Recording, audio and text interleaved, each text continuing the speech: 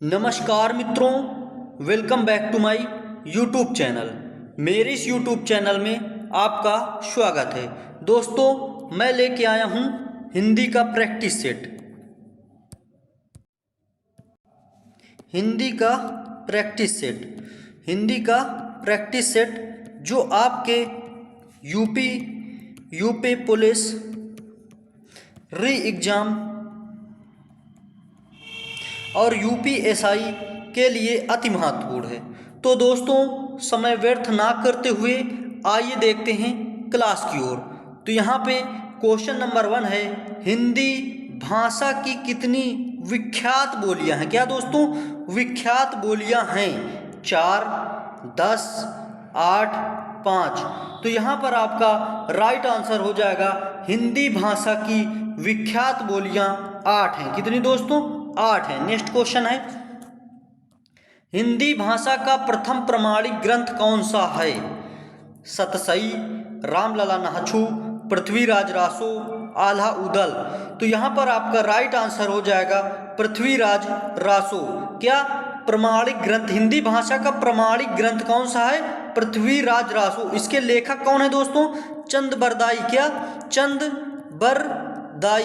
अगर दोस्त आपसे पूछे कि इसको पूर्ण किसने किया था, इसको पूर्ण किया था इनके पुत्र, किसके? चंद्र बरदाई के पुत्र कल्हड़ ने। किसके? कल्हड़ ने। और दोस्त ये किस वंश पर आधारित है? तो चौहान वंश पर। किस पर? चौहान वंश पर। चौहान वंश पर। इसमें दोस्त किस रस का अधिकता बताई गई है? तो वीर रस का वर्णन किया गया। किसका? वीर रस का। नेक्स्ट क्वेश्चन है, निम्नलिखित में से कौन सा हिंदी साहित्य का काल विभाजन नहीं है? क्या दोस्तों, हिंदी साहित्य का काल विभाजन नहीं है? आधुनिक काल, भक्ति काल, रीति काल, संयुक्त काल। तो यहाँ पर आपका राइट आंसर हो जाएगा संयुक्त काल। क्या दोस्तों? संयुक्त काल हिंदी साहित्य का काल विभाजन नहीं है। क्या दोस्तों? नहीं है। आधुनिक काल 1850 ईस्वी से अब तक। क्या दोस्तों? 1850 ईस्वी से अब तक। क्या? अब तक जो चल रहा है वो 1850 ईस्वी से आधुनिक काल चल रहा है। भक्ति काल कब से कब तक? तो भक्ति काल 1350 से 1650 ईस्वी तक। उत्तर मध्यकाल या रीतिकाल 1650 से 1850 तक। क्या दोस्तों? 1850 तक। नेक्स्ट क्वेश्चन है, क्रियापरक व्याकरण कोटि चिन्हित कीजिए। कारक, लिंग, वचन, पक्ष। तो यहाँ पर आपका राइट आंसर हो जाएगा कारक। क्या दोस्तों? कारक। व्याकरण की वह कोटि। क्या? इसको बता देता हूँ आपको। व्याकरण की वह कोटि। क्या दोस्तों? व्याकरण की वह कोटि जिसमें क्रिया निहित हो। क्या? जिसमें क्रिया निहित हो। क्या? क्रिया निहित हो वह कारक कहलाती। क्या? कारक कहलाती है। तो यहाँ पर आपका राइट आंसर हो जाएगा कारक। नेक्स्ट क्वेश्चन है, चूड़ी अच्छी थी में थी कौन सी क्रिया है? योजक क्रिया, अधिकार द्योतक क्रिया, औचित्य बोधक क्रिया, अप्रत्यक्ष क्रिया। तो यहाँ पर आपका राइट आंसर हो जाएगा योजक क्रिया। क्या दोस्तों? योजक क्रिया। नेक्स्ट क्वेश्चन है,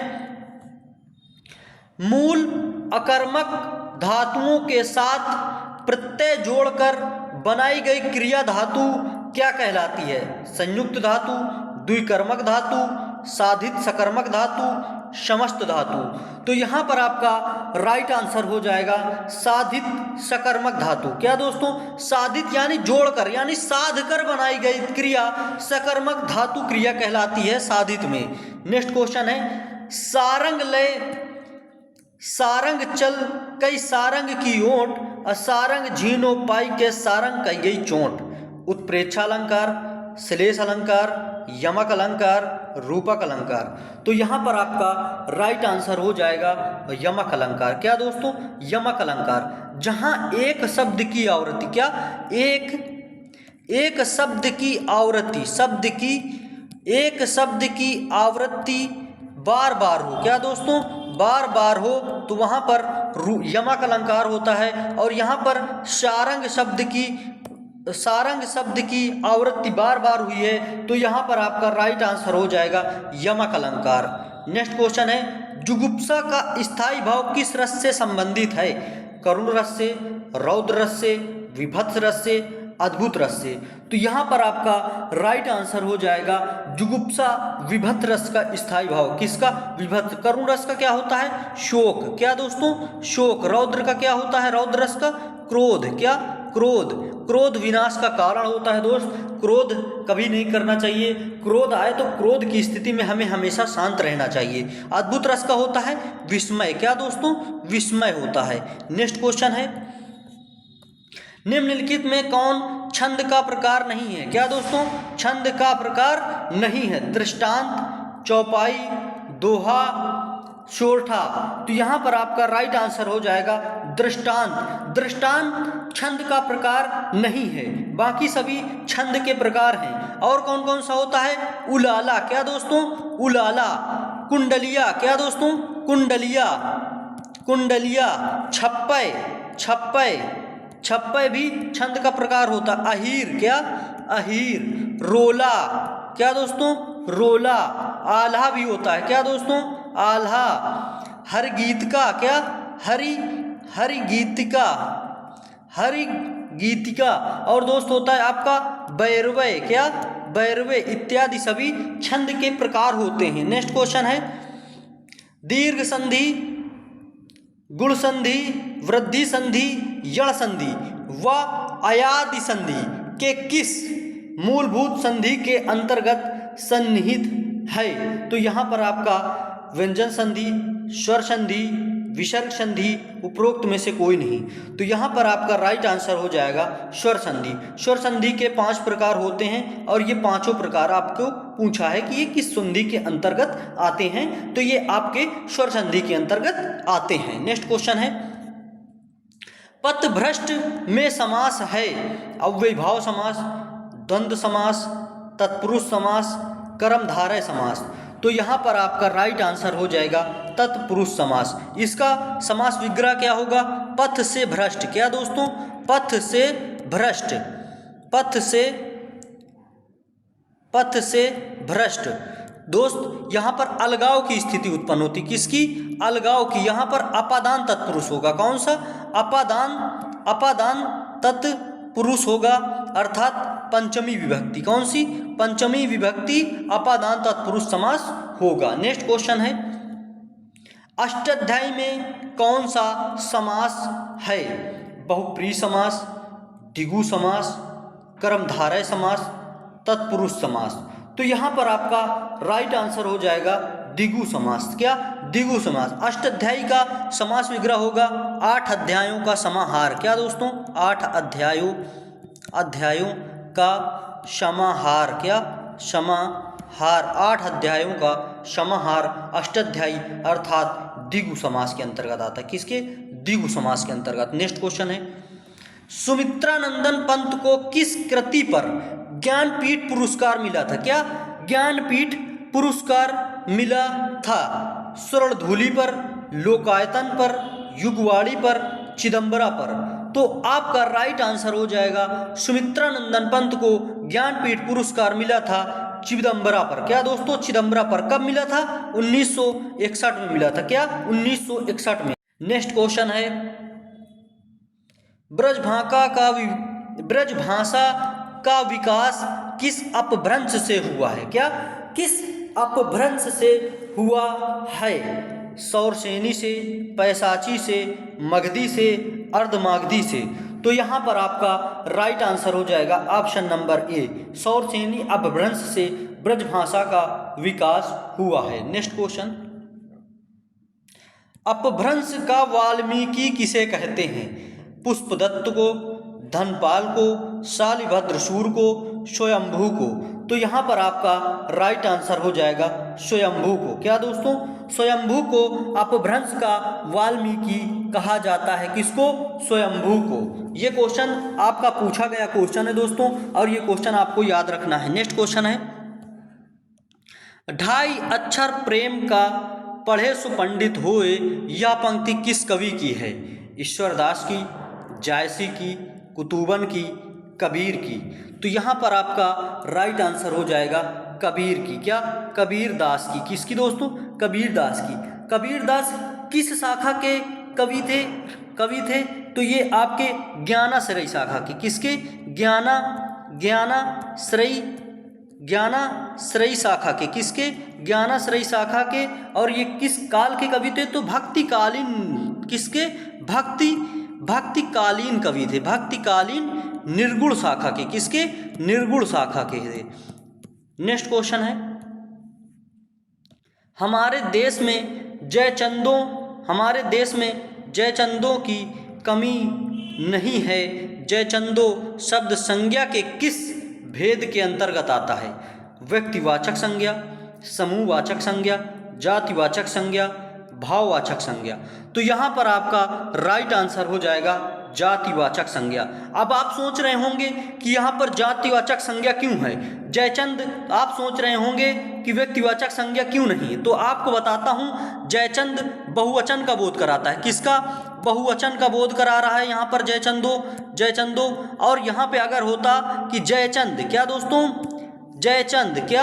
जयचंद अगर होता तो ये आपका व्यक्तिवाचक संज्ञा हो जाता, अर्थात यहाँ पे आपका जयचंदो है, अर्थात बहुत से लोगों की बात हो रही। क्या? हमारे देश में जयचंदों के जैसे जयचंद मोहम्मद गौरी के साथ, मतलब पृथ्वीराज चौहान के साथ किया था, वैसे आज बहुत से लोग हैं। क्या? वैसे आज बहुत से लोग हैं। यहाँ पे आज बहुवचन का प्रयोग हो रहा, तो यहाँ पर आपकी जातिवाचक संज्ञा हो जाएगी। अगर केवल जयचंद होता, क्या? अगर केवल जयचंद होता तो वहाँ पर आपका व्यक्तिवाचक संज्ञा होता, लेकिन यहाँ पर जयचंदो है। क्या दोस्तों?